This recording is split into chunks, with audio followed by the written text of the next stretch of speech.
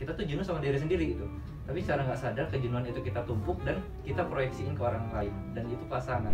Terkadang juga ini terjadi ya, kejenuhan ini menjadi suatu alasan gitu bahwa mereka udah nggak ada lagi cinta. Tuh 3 hal ini kalau kita bisa lakuin, kejenuhan itu bisa kita atasi.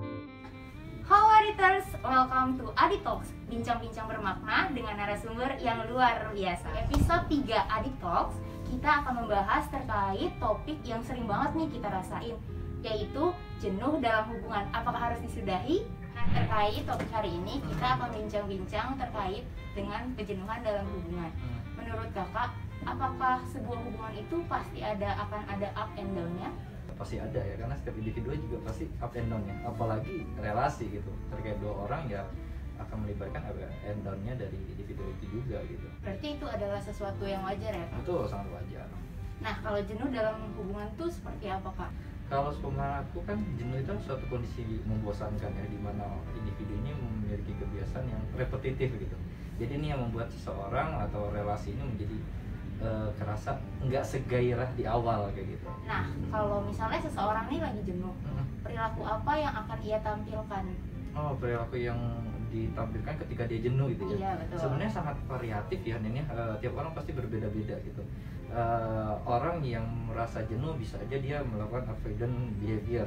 Jadi bisa aja dia jadi kayak terkesan ninggalin atau kayak apatis gitu kan. Ada juga yang terkesan kayak hubungan kayak hambar aja gitu. Jadi dia kayak udah lakuin aja kebiasaan seperti biasanya, padahal dia ngerasa ini adalah sesuatu yang biasa aja gitu, nggak surprise lagi. Betul. Kejenuhan dalam hubungan ini apakah sesuatu hal yang buruk atau emang hal yang wajar Kak? Ya, tentu hal yang wajar gitu. Ini nggak bisa kita katakan baik atau buruk ya. Jadi kembali lagi ke pemaknaan setiap individunya. Kalau dia bisa membuat kejenuhan ini adalah sesuatu yang bisa menjadikan titik balik ya, gimana sih cara ngatasin kejenuhan ini, gimana sih caranya kejenuhan ini nggak jadi suatu konflik yang lebih dalam lagi ya, justru ini bisa menjadi sesuatu posisi yang membangun sebenarnya gitu. Jadi nggak bisa dikatakan sesuatu yang buruk juga. Oke, berarti adalah hal yang wajar kalau di setiap hubungan itu jenuh. Betul. Nah, waktunya tuh kira-kira kapan ya Kak? Apakah kejenuhan dalam hubungan ini selalu datang di saat hubungan itu lama, atau hubungan yang baru tuh juga bisa ngerasain jenuh? Ini menarik ya. Kadang kalau kita bicara soal kejenuhan pasti bicara soal waktu juga gitu. Walaupun sebenarnya penelitian bilang sangat bervariasi juga. Ada yang bilang sekitar 12 sampai 18 bulan gitu kan. Ada juga yang bilang kalau relasi pernikahan itu biasanya akan melewati fase honeymoon namanya, 0 sampai 2 tahun. Jadi kan bisa aja setelah itu dia akan merasakan kejenuhan. Tapi itu nggak bisa kita jadiin suatu patokan tentu gitu, karena bisa aja nih misalnya Anin punya relasi dalam waktu 3 bulan udah jenuh gitu. Jadi sangat variatif banget ya gitu, walaupun gitu akan bermain waktu juga pada ujungnya gitu. Apa karena pribadinya itu yang tidak sesuai gitu? Bisa aja dari pribadi yang tidak sesuai. Gini, bisa aja itu terkait dengan pola keterikatan. Ada beberapa orang yang ternyata gitu ya ngerasa kayak, oh pasangan ini nggak cocok sama saya gitu, karena dia sendiri punya pola keterikatan di mana ya dia nggak nyaman dengan hubungan yang nyaman-nyaman aja gitu. Justru dia butuhnya adalah hubungan yang challenging gitu. Nah itu akan sangat gampang bikin dia jadi jenuh gitu. Nah, selanjutnya aku ada pertanyaan terkait mitos atau fakta. Kak Devri boleh jawab sesuai pendapat Kak Devri. Oke. Mitos atau fakta, kejenuhan selalu muncul karena salah satu pasangan melakukan kesalahan. Mitos atau melakukan kesalahan ya. Sebenarnya ini sesuatu yang mitos sih gitu. Nggak semua orang itu jenuh karena adanya kesalahan gitu. Bahkan ketika hubungan yang itu baik-baik aja gitu ya, yang normal-normal aja bisa aja menjadikan suatu kejenuhan. Bahkan itu bisa lebih berpeluang lebih besar sih kalau menurutku gitu. Karena ketika orang itu udah menjadiin kebiasaan yang sama-sama aja, nggak ada sesuatu yang surprise lagi gitu kan, justru ini bikin dia mengalami suatu kejenuhan tadi. Lanjut Kak, mitos atau fakta, kejenuhan itu muncul karena salah satu pasangan tidak mendapatkan perhatian yang sesuai dengan yang telah diberikan. Itu sih fakta ya gitu. Terkadang juga ada beberapa orang yang ngerasa ya dia jenuh karena ya apa yang dia harapin, ekspektasi dia itu ternyata nggak tercapai, yang akhirnya dia lelah untuk berekspektasi pada pasangannya gitu. Nah kalau ini nggak segera diperbaiki ya bisa aja menjadi sesuatu kejenuhan, atau mungkin terkadang juga ini terjadi ya, kejenuhan ini menjadi suatu alasan gitu bahwa mereka udah nggak ada lagi cinta gitu. Jadi mungkin aja terjadi. Karena kata-kata kakak yang tadi, sebaiknya ekspektasi kita ke pasangan itu kayak apa ya Kak? Sebenarnya ya balik lagi ke tujuan awal relasi ya, ekspektasi itu harus disesuaikan dengan tujuan kita. Kenapa kita melakukan suatu relasi tersebut, menjalankan relasi tersebut gitu kan.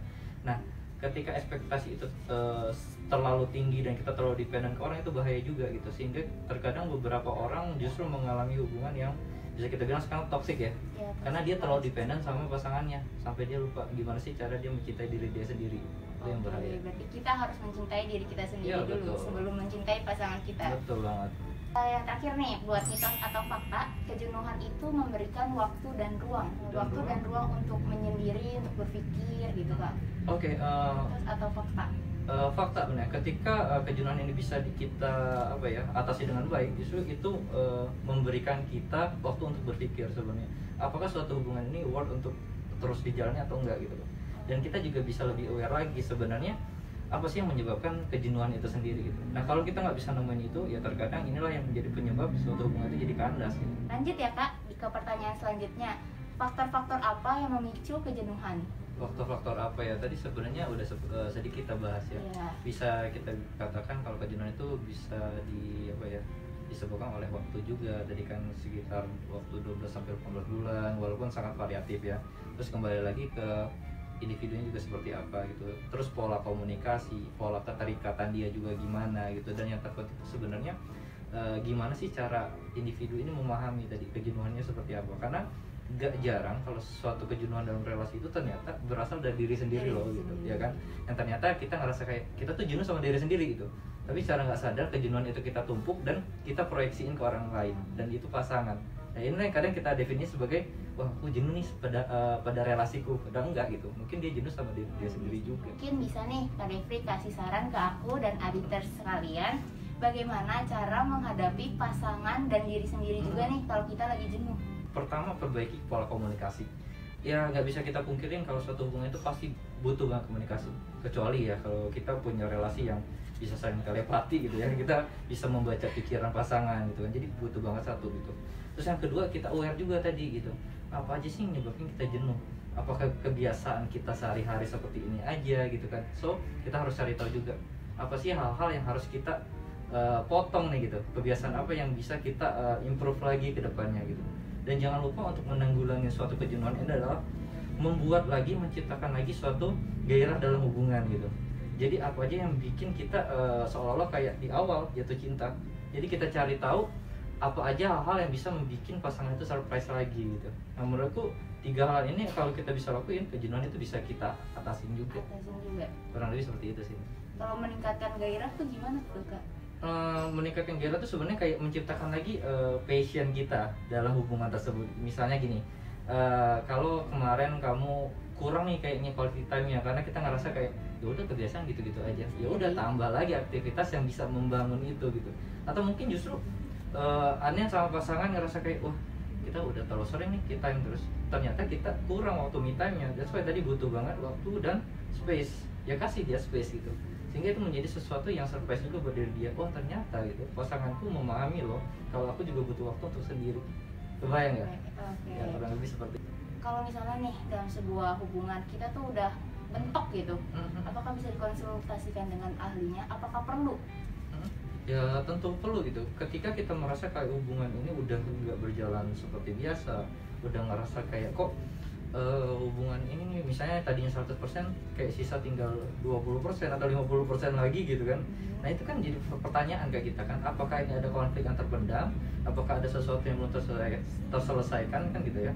Selama kita bisa mengatasi itu it's okay gitu. Tapi kalau teman-teman ngerasa kayak wah aku bingung nih sejauh ini bikin aku jadi nggak bisa optimal, frustrate juga, ngerasa kayak kok sedih berkepanjangan, ya konsultasiin aja gitu, karena banyak tenaga profesional juga yang bisa ngebantu gitu, baik individual maupun pasangan.